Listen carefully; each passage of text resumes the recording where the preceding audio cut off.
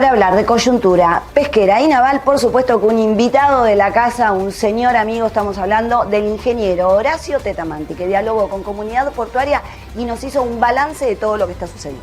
Vamos a verlo.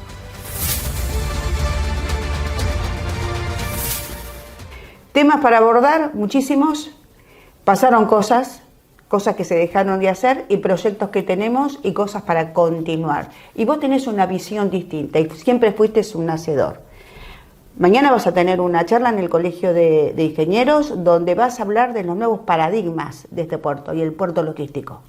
Sí, básicamente siempre pensando en el modelo posible para Mar del Plata, que no es de ahora, sino es desde mucho tiempo atrás, con la idea de que la importancia del puerto de Mar del Plata y en su proyección a la región tiene condiciones para hacer un desarrollo muy importante.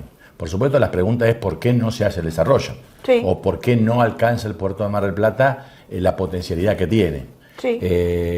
Y en eso hay confusiones, hay falsas informaciones, hay malas políticas que hacen que en definitiva sigamos hablando del gran puerto de Mar del Plata y no lo veamos materializado en toda su magnitud, pero también hay que decir que el puerto ha avanzado muchísimo. Es decir, si vemos lo que era el puerto de Mar del Plata hace 20 años atrás y lo que es ahora, es decir, no es que está todo el vaso vacío, digamos. Es decir, hemos hecho mucho. Mar del Plata es un referente ya internacional de industria naval, la industria pesquera, por supuesto, de antes y fundamentalmente ahora está proyectada cada vez más sólidamente. Es decir, los barcos más complejos se construyen en la propia Mar del Plata, o sea, ese paradigma que a veces los políticos repiten sin tener claramente de lo que llama el famoso agregado de valor en origen. El paradigma más emblemático del valor de agregado de origen en la pesca es que los barcos de alta tecnología se construyan en el puerto pesquero. Claro. Esa sería, digamos, la materialización. Como polo naval, Mar del Plata, pero sin embargo, es el faro.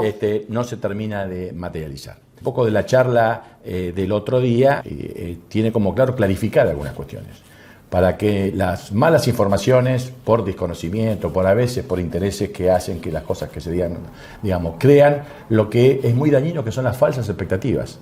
¿Cuáles son esas falsas expectativas que vos estás ahora comentando? ¿Cuál puede ser? La falsa expectativa, por ejemplo, es creer en las cosas mágicas. Es decir, que todo va a cambiar porque se inaugura una cinta, porque todo va a cambiar porque hay un pozo en exploración, cuando dijimos hasta el cansancio, pues el proceso, que son muchos años, en muchos ensayos, es decir, transmitir una objetividad de las realidades en su verdadera magnitud.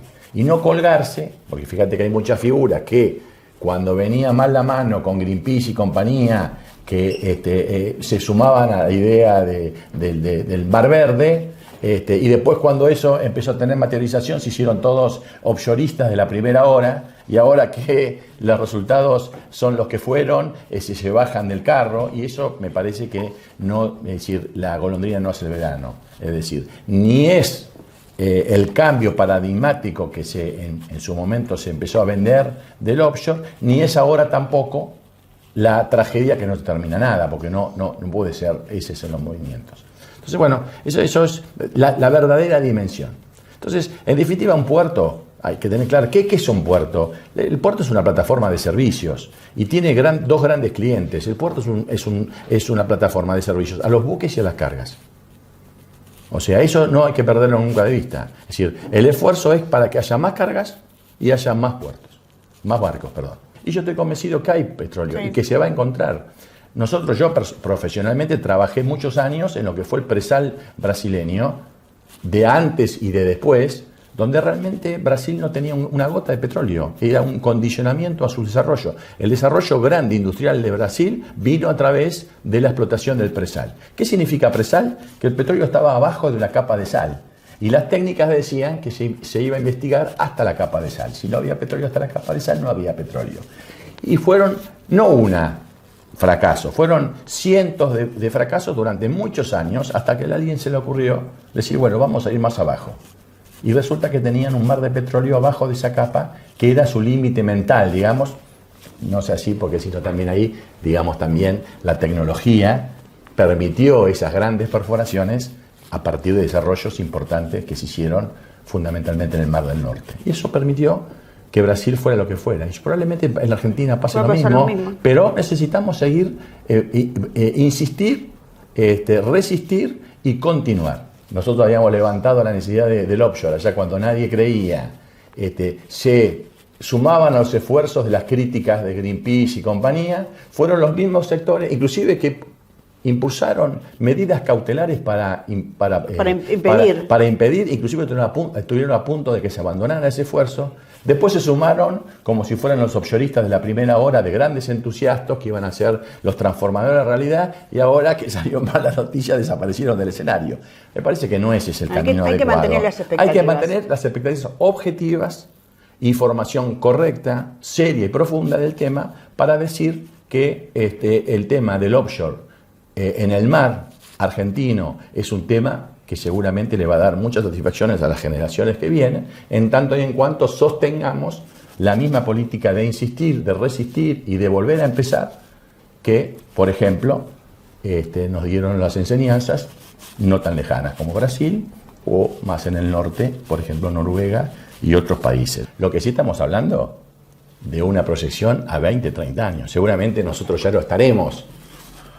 Pero ese es el horizonte, no vender la idea de que para pasado mañana van a llover dólares en la ciudad de Mar del Plata, porque eso es lo que hablamos antes. Crear falsas expectativas que después de frustrarse le suman, especialmente a la gente joven, que es lo que la Argentina está bastante castigando a su juventud y estamos demostrando que están reaccionando. Yo no los critico, sino haría la autocrítica de por qué reaccionan como reaccionan, porque seguramente no están bien, no ven en el gobierno y en el Estado, no ven lo que ellos quisieran ver.